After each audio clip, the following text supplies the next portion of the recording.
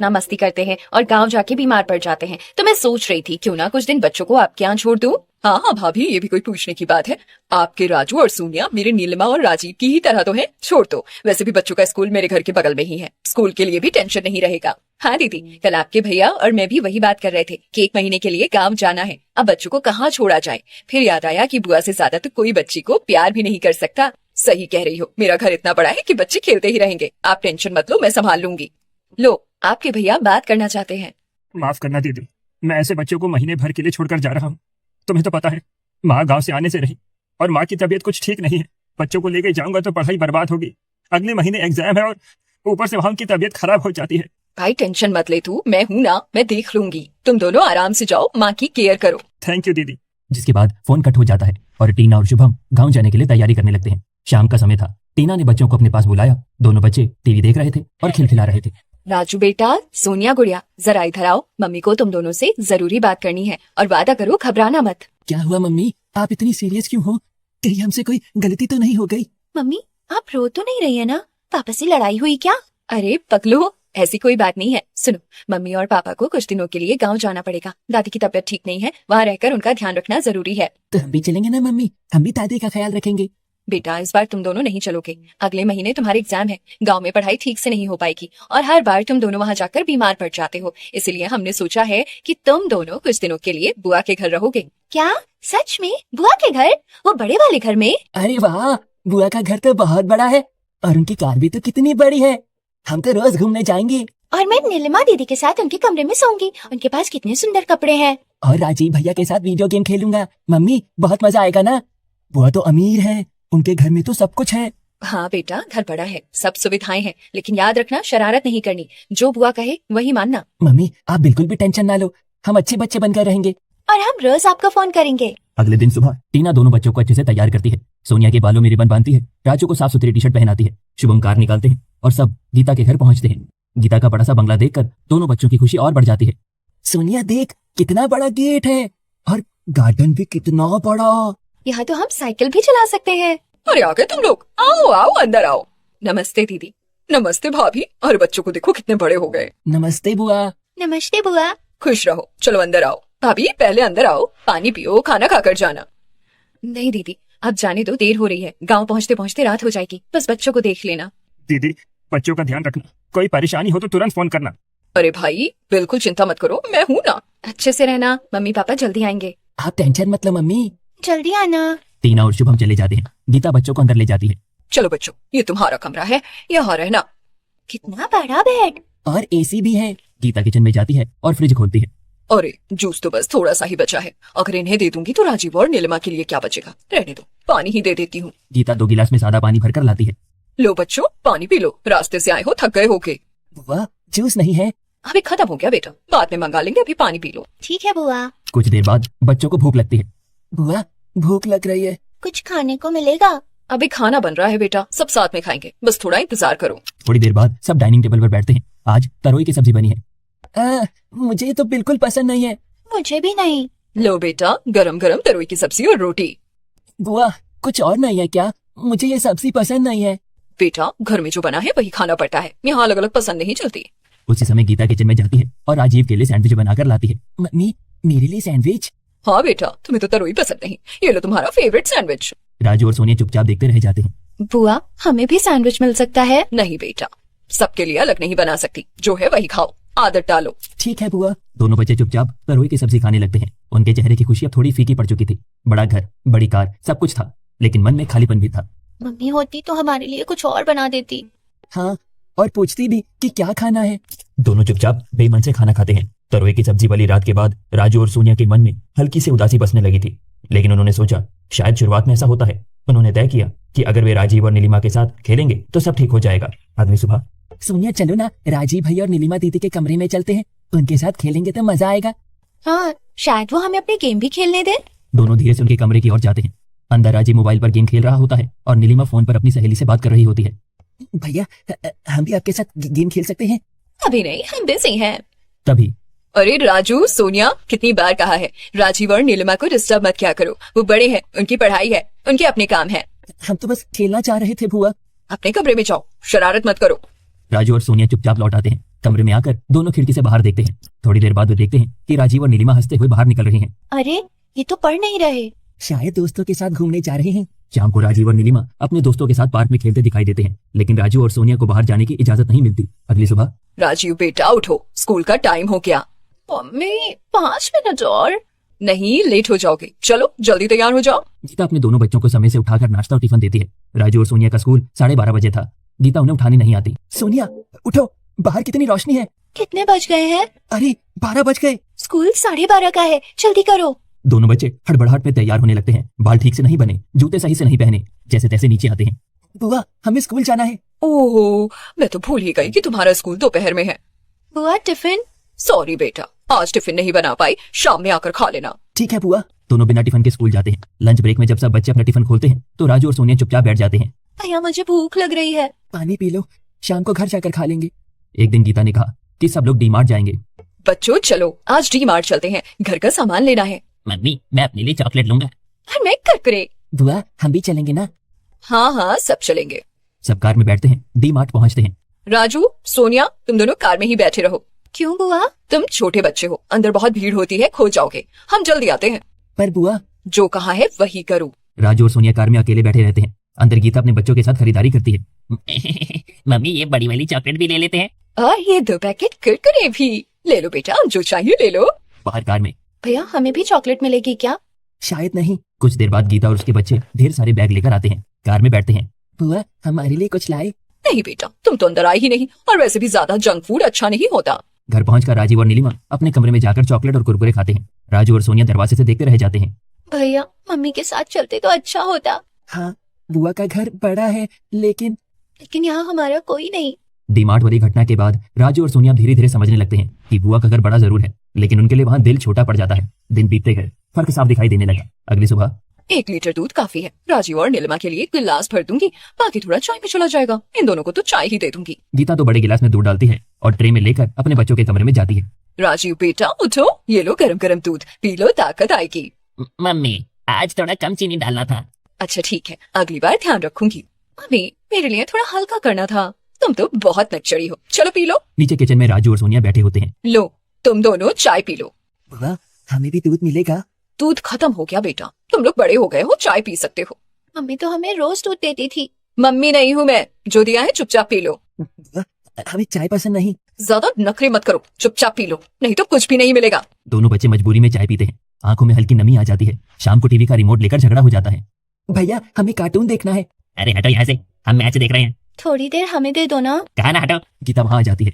क्या शोर मचा रखा है? अरे मम्मी ये लोग बार बार रिमोट मांग रहे हैं। कितनी बार कहा है मेरे बच्चों को डिस्टर्ब मत किया करो। तुम लोग मेहमान हो, अपनी हद में रहो। हम तो बस थोड़ा देखना चाहते थे। अपने कमरे में जाओ। दिन यूं ही बीतने लगे। छोटी छोटी बातों पर डांट पड़ती। पसंद का खाना नहीं मिलता। चॉकलेट तो जैसे उनके लिए मना ही थी। एक दिन खबर आती है कि प्रवीण न्यूयॉर्क से लौट रहे हैं। मम्मी पापा न्यूयॉर्क से चॉकलेट लाएंगे ना? हाँ बेटा, तुम्हारे लिए ढेर सारी लाएंगे। बुआ हमारे लिए भी? देखेंगे। प्रवीण घर आते हैं। हाथ में बड़े बड़े गिफ्ट बैग होते हैं। बच्चों देखो मैं क्या लेकर आया हूँ। पापा चॉकलेट। वाह मेरी फेवरेट चॉकलेट। फूफा जी नमस्ते। नमस्ते। खुश रहो। गीता जल्दी से बैग उठाकर अपने कमरे में रख देती है। बुआ हमें भी चॉकलेट मिलेगी? ये बाहर की महंगी चॉकलेट है, ज्यादा खाने से गला खराब हो जाता है, तुम लोग मत खाना। रात को भैया मुझे आइसक्रीम खाने का मन है। कितने दिन हो गए। वे हिम्मत करके गीता के पास जाते हैं। बुआ आइसक्रीम मिलेगी? रात में आइसक्रीम? सर्दी लग जाएगी। बिल्कुल नहीं। वहीं देर रात में चुपचाप आओ, आइसक्रीम निकालनी है। वो दोनों सो गए हैं। मम्मी अगर देख लिया तो? चुप, धीरे खाओ, उन्हें पता नहीं चलना चाहिए। मम्मी आप भी ना। कमरे के दरवाजे की दरार से राजू और सोनिया ये सब देख लेते हैं। भैया हमें तो मना कर दिया था। शायद हम अपने नहीं हैं यहाँ। महीने भर में दोनों बच्चे अंदर से बुझने लगे। ना हंसी ना शरारत, हर बात पर डांट, हर पसंद पर रोक। भैया मम्मी कब आएगी? बस कुछ दिन और। बड़ा घर, बड़ा फ्रिज, विदेशी चॉकलेट, सब कुछ था, लेकिन बराबरी का प्यार नहीं था। दिन बीतते गए। राजू और सोनिया अब चुप रहने लगे थे। हंसी कम हो गई थी। एक दिन दोपहर में सब लिविंग रूम में बैठे थे। भैया ये पानी लीजिए। राजू का हाथ फिसल जाता है और गिलास का पानी राजीव की टी शर्ट पर गिर जाता है। अरे पागल है क्या? देख मेरी नई टी शर्ट खराब कर दी।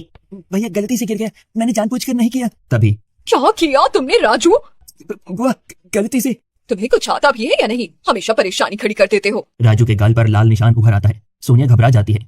प्लीज मत मारिए, गलती से हुआ है। तुम दोनों बस मुसीबत हो। उस रात राजू चुपचाप तकिए में मुंह छुपाकर रोता है। कुछ दिनों बाद टीना गांव से लौटती है और बच्चों को लेने आती है।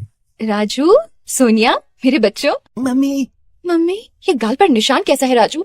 कुछ नहीं मम्मी, बस खेलते वक्त लग गया। टीना सब समझ जाती है, लेकिन उस समय कुछ नहीं कहती। कुछ दिन बाद गीता के घर राजीव का जन्मदिन होता है। टीना बच्चों को लेकर जाती है। मम्मी, जाना जरूरी है क्या? बेटा, रिश्ते निभाने पड़ते हैं। पार्टी में टीना की बड़ी बहन रूबी भी आती है। अरे मेरे राजू और सोनिया कितने बड़े हो गए।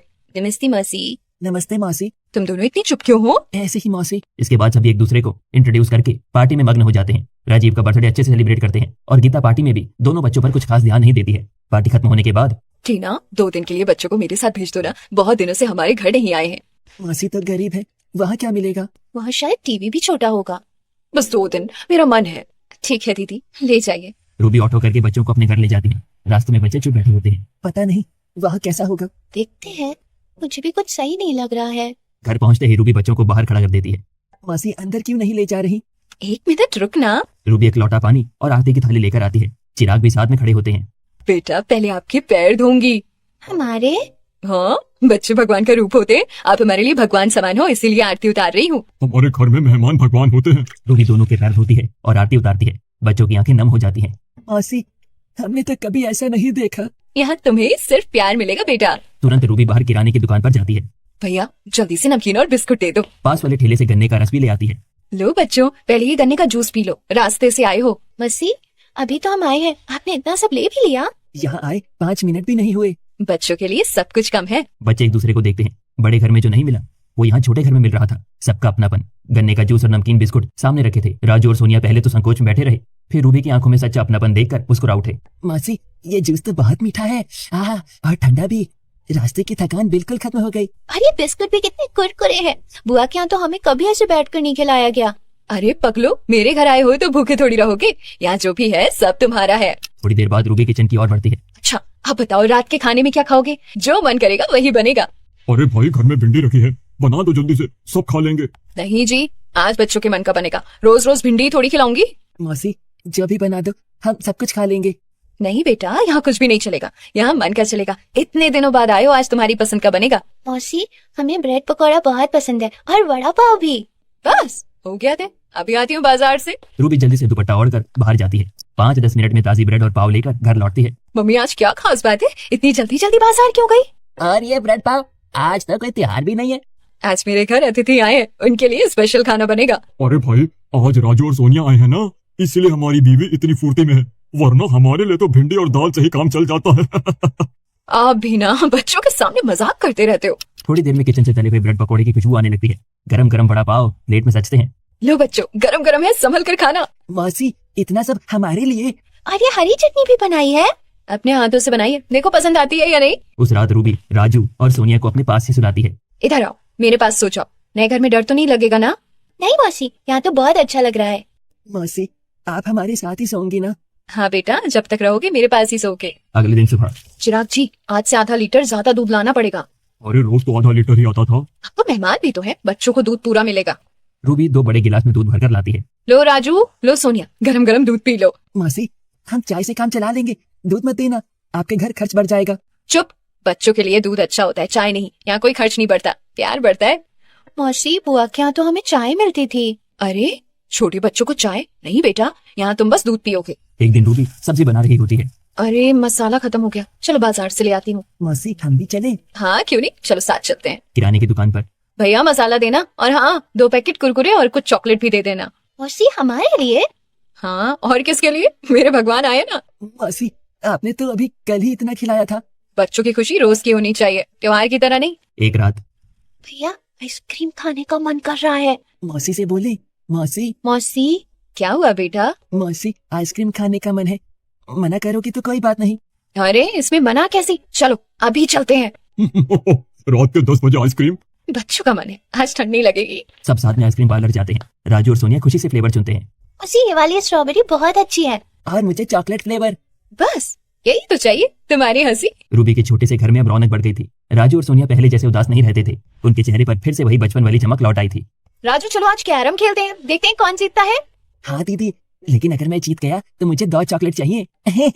अरे पहले जीत तो जाओ छोटे भाई। मैं काव्या दीदी के साथ हूँ, हम दोनों मिलकर जीतेंगे। चारों बच्चे मिलकर खेलते, हंसते, कभी पढ़ाई करते तो कभी छत पर बैठकर बातें करते। अच्छा, अब सब खेल खत्म, पहले 1 घंटा पढ़ाई, उसके बाद मस्ती। मौसी आप तो बिल्कुल मम्मी जैसी हो, लेकिन आप डांटती नहीं हो। डांटना तब पड़ता है जब बच्चा गलत रास्ते पर जाए। तुम लोग तो समझदार हो। मौसी, यहाँ पढ़ाई भी मजेदार लगती है। पढ़ाई खत्म होने के बाद एक शाम आज सबने बहुत अच्छे से पढ़ाई की है, इसीलिए आज एक सरप्राइज है। क्या मम्मी?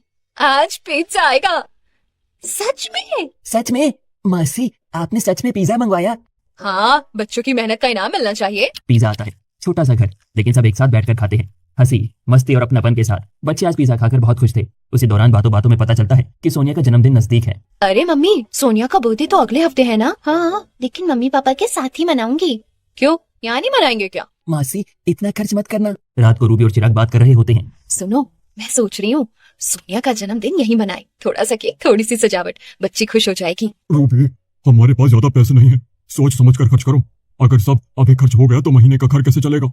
वो भी तो हमारी बेटी जैसी है। और याद है ना, टीना हमारे बच्चों का कितना ख्याल रखती है। जब सूरज बीमार पड़ा था तो कितने दिन अपने घर रखकर इलाज करवाया था। हाँ, वो दिन कैसे भूल सकता हूँ।